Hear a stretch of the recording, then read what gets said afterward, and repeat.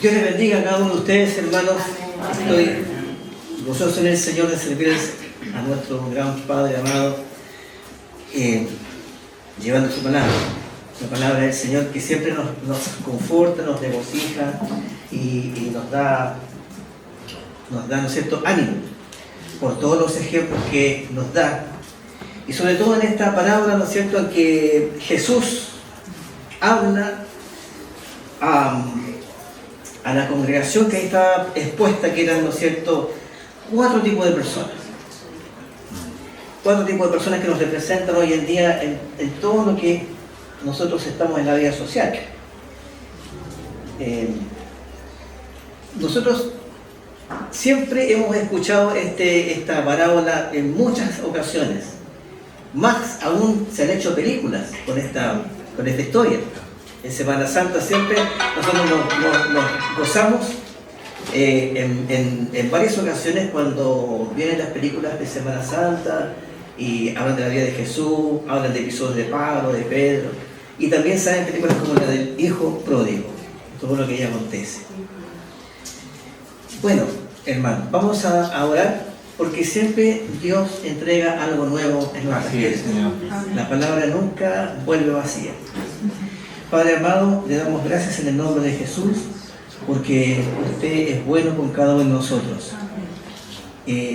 Usted ha derramado su gracia para con todos nosotros y nosotros estamos aquí alabándole porque usted ha sido primero en ver nuestras necesidades, Señor amado. Damos gracias por tu salvación, damos gracias por tus dones, Padre amado. Permítanos, mi Dios, en el nombre de Jesús, aprender en esta mañana de esta parábola del capítulo 15 de Lucas, donde Jesús habla acerca de una historia muy especial. Oramos, Padre Santo, que tú bendigas mi vida, mi Dios amado, sí, en el nombre de Jesús y también mucho la vida de mis hermanos y mis hermanas. En el nombre de Jesús, amén. Amén.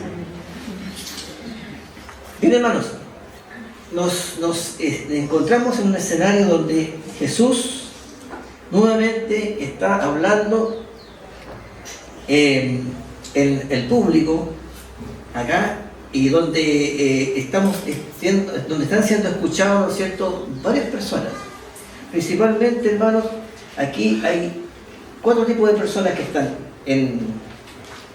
escuchando, que son los fariseos, que siempre están siguiendo a Jesús para ver en dónde lo pueden pillar, los escribas, ¿cierto?, para ver si lo que está diciendo está de acuerdo a los escritos, y también los siguen los publicanos, y los siguen también todas aquellas personas con necesidades en su corazón.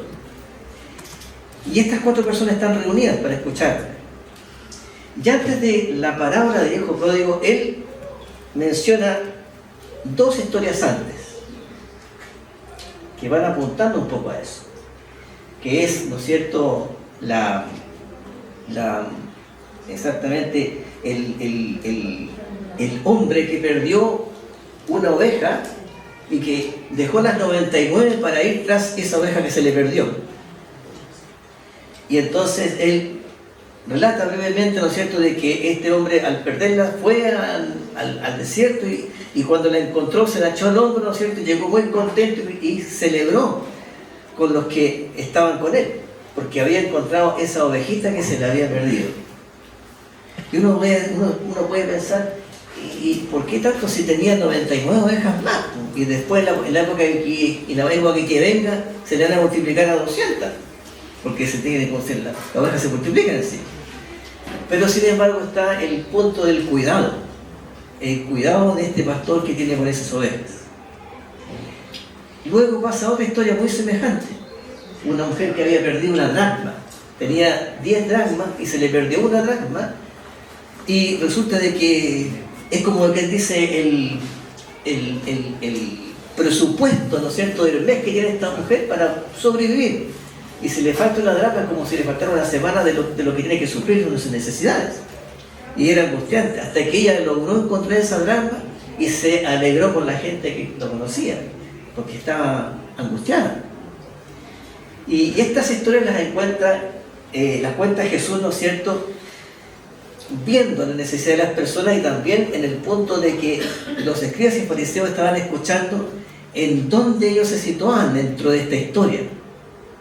Y para apuntar más y para graficarle su sentido espiritual, ¿no es cierto?, él después cuenta la historia de la parábola del hijo pródigo, donde él tenía, ¿no es cierto?, 2 hijos y que uno le pide la herencia de una parte, pongamos la herencia que valía 100 millones, ¿no es cierto?, y él dice, ¿sabes qué?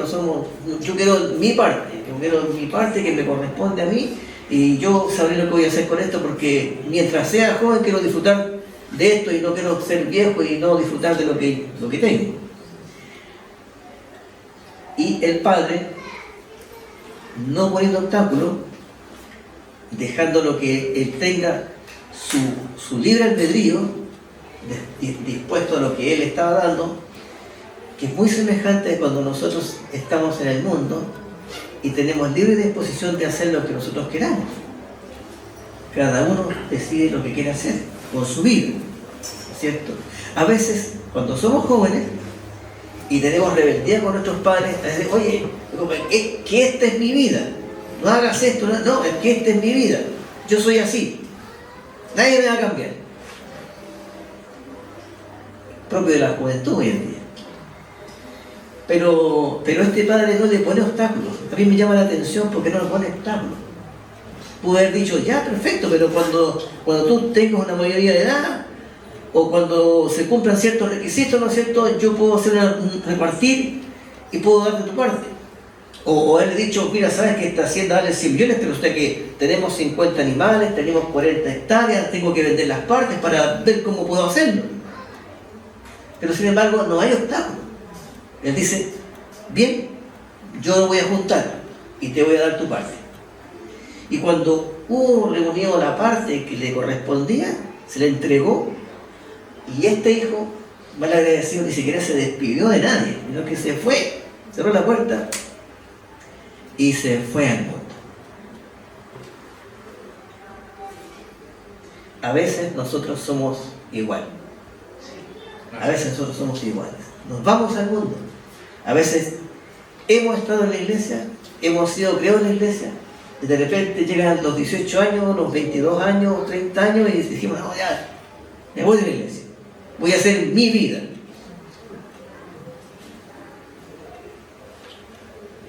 Pero esta historia tiene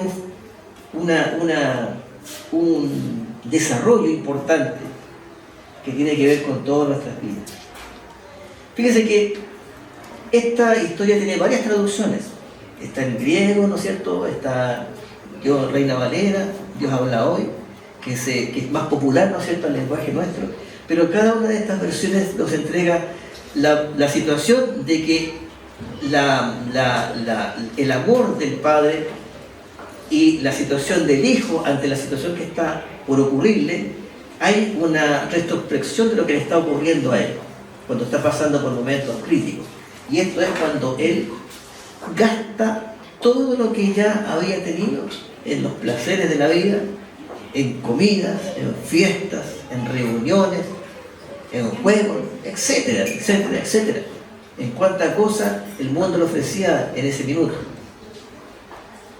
Y sin embargo, hermanos, cuando este hijo ya no le quedaba nada de dinero, se encuentra que tiene que trabajar. Y para más mala suerte de él, viene una gran recesión en ese poblado, en esa ciudad. Una recesión tan grande que la escasez era tan grande que la gente tenía escasez de alimentos. Y más aún la gente que no tenía nada, como este hombre que había tenido mucho, tampoco. Quiso trabajar y no había trabajo. Se asemeja mucho a los tiempos de hoy en día, que de repente hay poca oportunidad de trabajar, hay mucha cesantía y la gente se desespera, se siente frustrada, se siente menos. Y cuando él se siente en esta posición, ¿no es cierto?, cuando él se siente realmente abandonado de todo, él piensa en sí mismo, hace una retrospección de su vida. En algunas versiones dice, se encerró en sí mismo, otras dice, se pensó en lo que era su vida. Pero lo importante aquí es que de la necesidad que él estaba pasando, de la necesidad que él estaba teniendo, hubo una sensibilidad, por así decirlo, de lo que él había perdido. En su recuerdo, ¿no es cierto?, existía todo lo que había acontecido en la casa de sus padres, cómo él vivió cuando niño, cómo era el padre con los hacendados, cómo era el padre con los inquilinos, cómo era el padre con sus empleados, ¿no es cierto?, que trabajaban con él, que era un muy buen patrón. No había en él alguna situación malévola, tampoco había un aprovechamiento, sino que él era transparente, podríamos decir, un empresario ejemplar. Y él se acuerda, empieza a acordarse de esos episodios de su niñez y de su juventud, cómo él trata a la gente. Y cuando está pasando hambre y cuando está pidiendo trabajo, el único trabajo que encuentra este hombre es nada menos que lo que los judíos de esa época odiaban: los cerdos. Ellos ni siquiera comían cerdo, ¿no? Era un animal que estaba maldito para ellos. Pero después de la gracia del Señor, ¿no es cierto?, cuando Jesús le enseña a Pedro, que todos los animales que podían comerse, apareció el cerdo. Dice, bueno, no más llames tú inmundo lo que yo he santificado.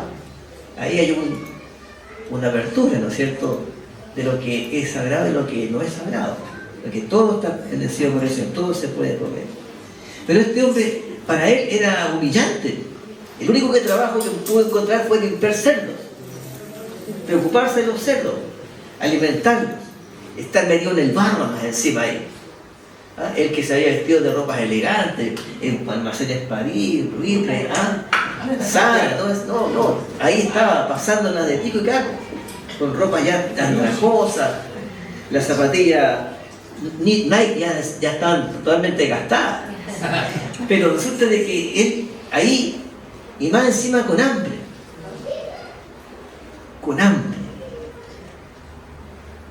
humillado y con hambre, doble situación pecaminosa dentro de toda esa situación que él había experimentado en su libertad. Pero cuando él está dándole de comer a los cerdos, era tanta el hambre que él necesitaba, él prácticamente quería comer de las aljabas que ahí estaban comiendo los cerdos. Era tanta el hambre que estaba pasando, seguramente, no sé, llevaba 2 o 3 días sin comer, hasta que al final como que le daban ganas de comer esas aljabas. La Biblia no dice que se las comió, sino que dice que le daba muchas ganas de comer. Pero ahí dice, el peor de los empleados de la casa de mi padre comía mucho mejor que estos cerdos. Y él dice, no, yo no puedo continuar así, yo tengo que volver a mi casa, pero yo sé que ya no merezco nada, no merezco a ninguna cosa, pero lo único que deseo es que mi padre me trate como uno de los jornaleros, porque ellos comían mejor de lo que yo puedo estar acá. Un pensamiento, ¿no es cierto?, abatido, un pensamiento de un hombre que está totalmente abatido, perdedor de la vida, frustrado de la vida, de lo que él había pensado que podía ser, acabado, totalmente, terminado. Lo que él pensaba que podía hacer negocio con el dinero que llevó, nada más que lo llevó simplemente a terminar con todo lo que él había pensado hacer, y se dedicó a divertirse, gastar, y nunca pensó en invertir o hacer negocio o hacer algo que le pudiera fomentar en el futuro un ingreso, sino que simplemente pensó que el dinero no se iba a acabar nunca. Pero lamentablemente el dinero siempre se acaba.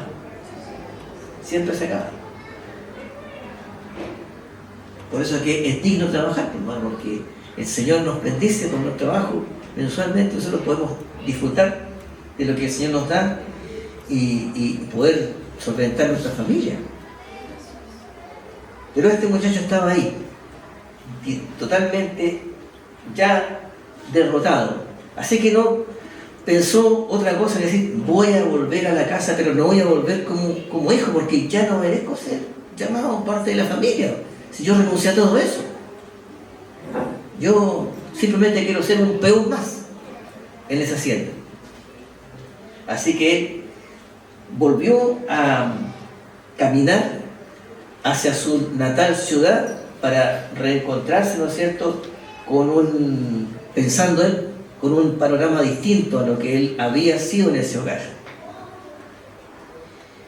Y a medida que él va caminando, ¿no es cierto?, a ese lugar, va pensando todo lo que él había dejado, todo lo que había perdido, todo el cuidado que había tenido en ese lugar y que él lo había malgastado completamente.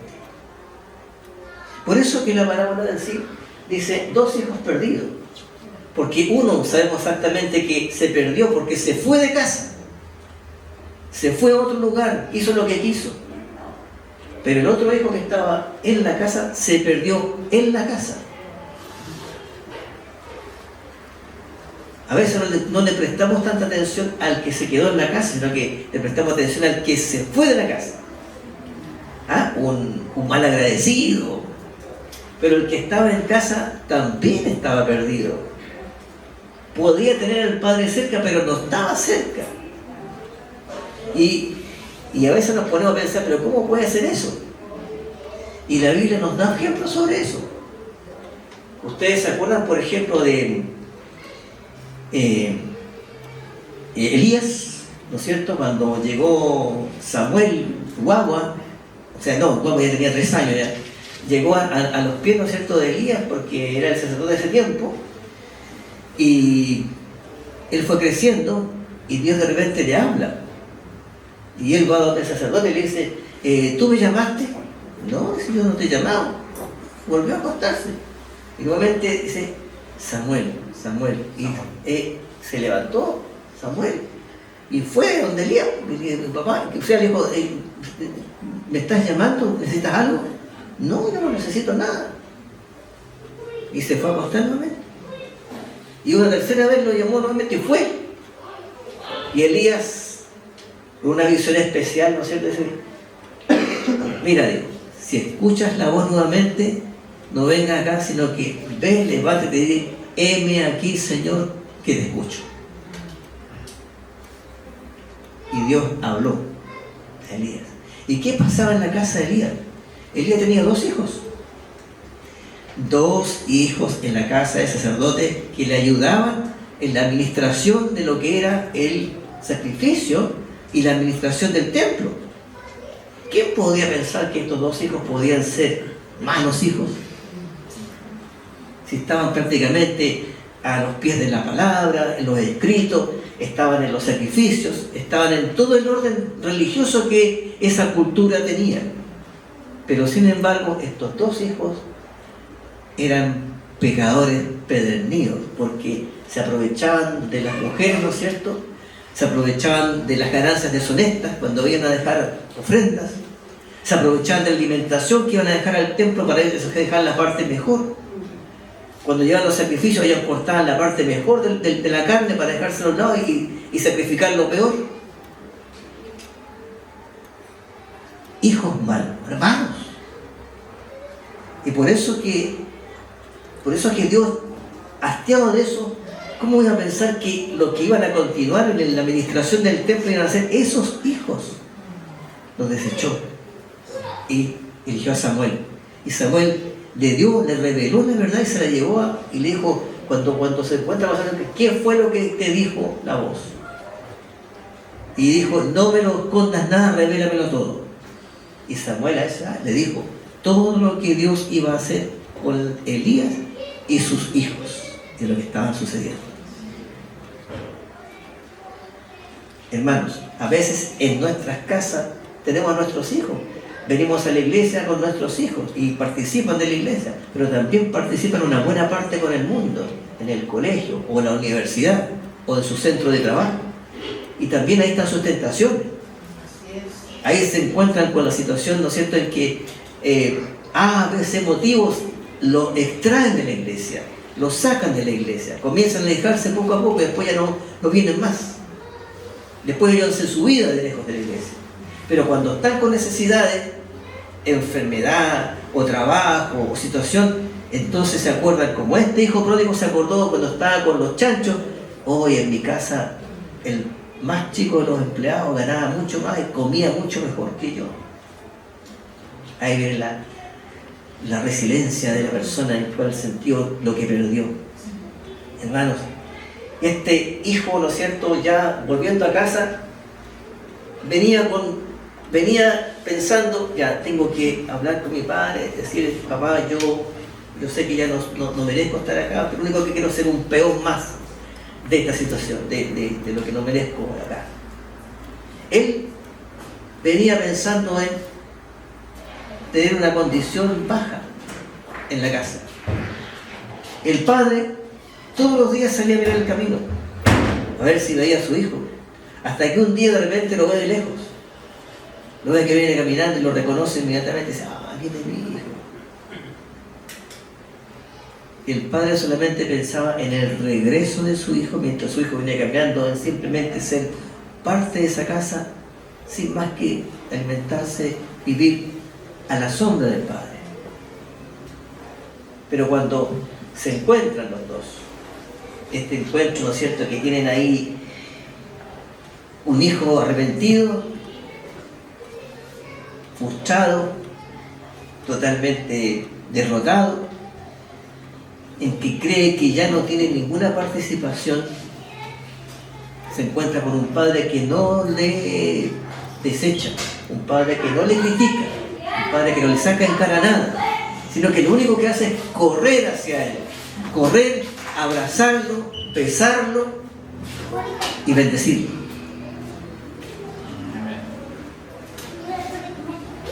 Y eso nos grafica, ¿no es cierto?, cómo es Dios con nosotros.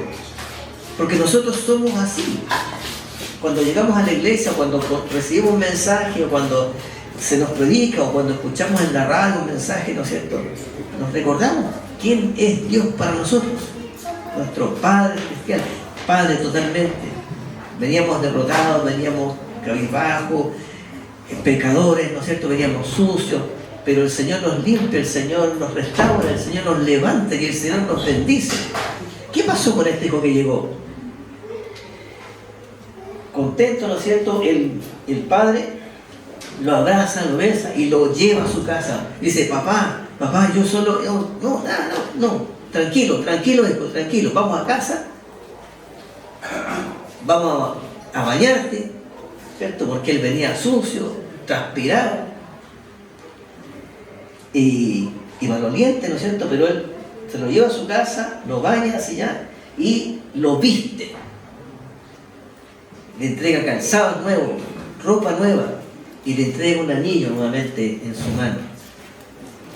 Esto simboliza parte de lo que corresponde, porque la vestidura que le entrega, cuando él llega todo andrajoso, todo sucio, es el pecado que trae encima la persona, es el pecado que trae el hijo, de todo lo que sufrió, de todo lo que creyendo él que iba a ser una vida estupenda, fue una vida simplemente maliciosa.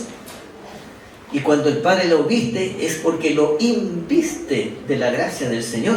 Amén.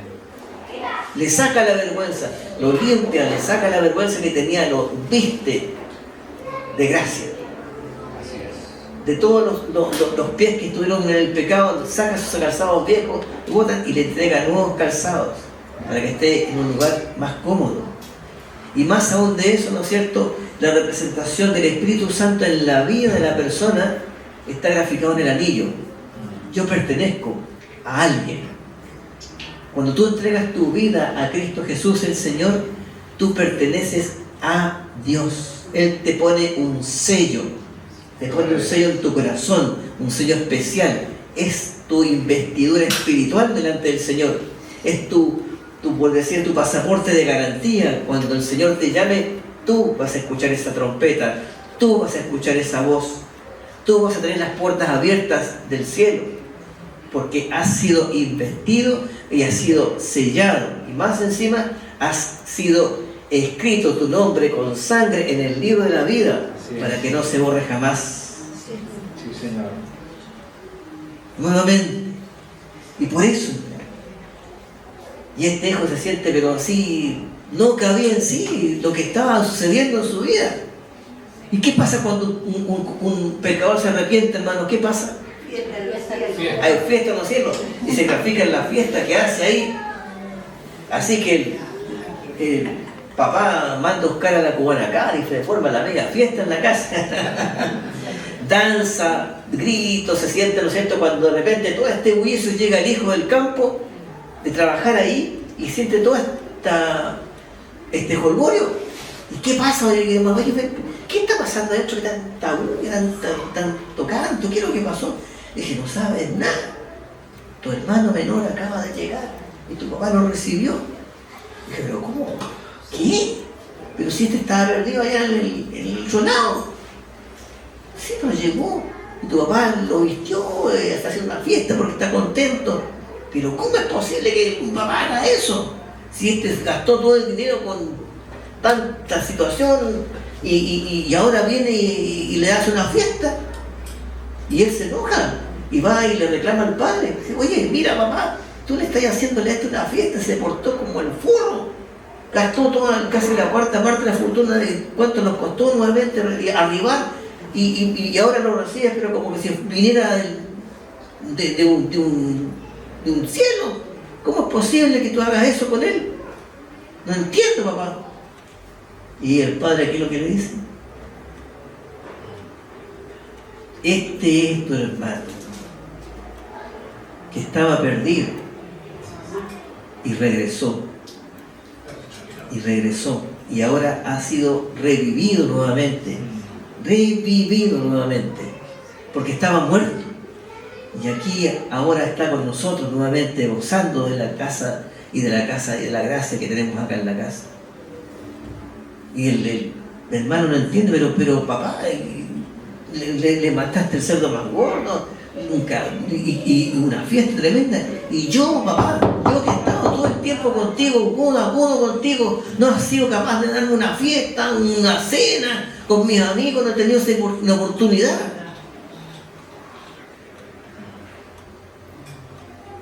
¿Y qué dice el padre? Hijo mío, tú siempre has estado conmigo. ¿Por qué no me lo pediste? Si tú sabes cómo soy yo. Tú sabes que si tú me hubieras pedido un cabrito, yo te habría dado un cabrito, el más gordo. Si tú hubieras querido venir a hacerle una celebración, la hacemos. Pero tú nunca me lo pediste.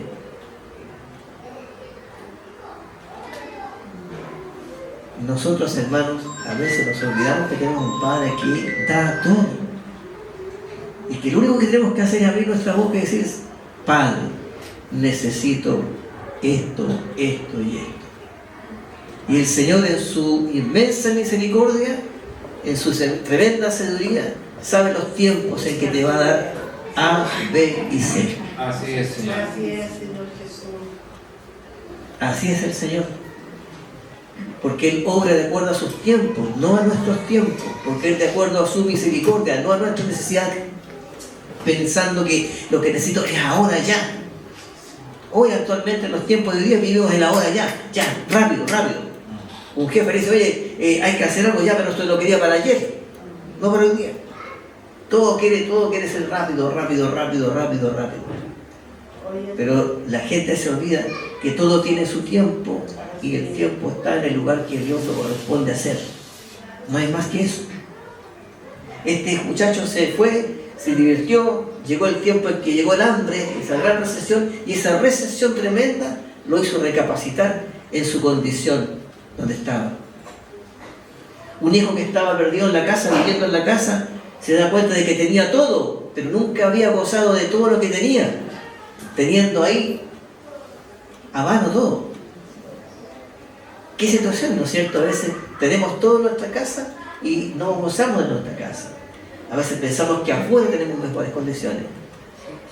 A ver, me recuerdo siempre eso cuando se dice: Cuando se va al extranjero, muchas personas dicen, oye, cuando uno va al extranjero se da cuenta recién de lo que Chile tiene. El sabor de la fruta, el pan que se hace, el trigo, todo tiene un sabor distinto acá que afuera. Y los que vienen de afuera, cuando se encuentran en Chile, dicen, oye, qué exquisito vivir en Chile. Y mucha gente le gusta vivir en Chile porque Chile es un país especial. Y en el fondo, hermano, no es porque sea muy cachetón, pero es lindo ser chileno porque todo lo que sobró del mundo, Dios lo puso en Chile. Y quedó maravilloso. Vivimos en una nación maravillosa. Vivimos en una casa donde tenemos casi todo. Tenemos mar, campo, nieve. Tenemos que de repente se mueve la tierra constantemente, hermano, y gracias a eso tenemos edificaciones que superan el resto de Sudamérica. Y lo hemos notado hoy en día con el terremoto lamentablemente en Venezuela, en Colombia, ahora en Indonesia. Y nos damos cuenta de la calidad estructural. Nosotros aprendimos después de 1960, el terremoto de Valdivia, cómo teníamos que construir. Gracias a Dios, construimos mucho mejor que el resto. Nos permitimos tener una torre de 100 pisos allá en Santiago, ¿no es cierto? Una de las mayores de Sudamérica. Porque Dios es grande con nosotros, porque Dios ha tenido misericordia de este pueblo, porque Dios nos ha dado inteligencia, nos ha dado capacidad, porque hemos sido humildes ante el Señor muchas veces también. A veces nos olvidamos de esa tremenda promesa que se hizo hace en 1950 y tanto, Chile para Cristo. Y hubo un gran avivamiento, ¿no es cierto? Una gran fervor que se movió en todo Chile. Bueno, de allá viene esa bendición. Porque nosotros como una casa teníamos todo. Vivíamos lejos y el Señor nos dio su misericordia y nos abrió las puertas. Ahora, hermanos, igual como este hijo pródigo, igual como este hijo que vive en la casa, ahora nos damos cuenta de lo que tenemos. Lo único que tenemos que hacer simplemente es golpear y se abrirá. Nada más. Así es. Que el Señor nos bendiga a cada uno, hermanos, porque tus necesidades ya han sido suplidas. Lo único que tú tienes que hacer es arrodillarte, pedírsela al Señor. Amén. Y el Señor te la va a conceder, porque Él es nuestro gran Padre Celestial. Amén, hermano. Pongámonos en pie para dar gracias al Señor. Padre Santo que estás en los cielos, Señor Dios Todopoderoso, agradecemos infinitamente, mi Dios amado, el hogar en que estamos. El hogar espiritual en que tú nos tienes, Padre Santo, es maravilloso. Lo tenemos todo. Porque tú lo llenas todo, Padre mío. Tú nos alimentas con comida espiritual. Tú nos das agua, del agua que nunca se ha de acabar y de esa que, Padre Santo, siempre quita nuestra sed. Mi Dios amado, te agradecemos profundamente toda tu misericordia sobre nuestras vidas. Agradecemos profundamente tu perdón sobre nuestras vidas, Padre Santo. Agradecemos que Jesús nos haya rescatado en la cruz del Calvario y que ahora, Padre Santo, seamos sellados por ti, porque te pertenecemos en cuerpo y alma, mi Dios amado. Gracias en el nombre de Jesús. Amén. Amén. Y Dios les bendiga a cada uno, hermanos. Dios está con ustedes.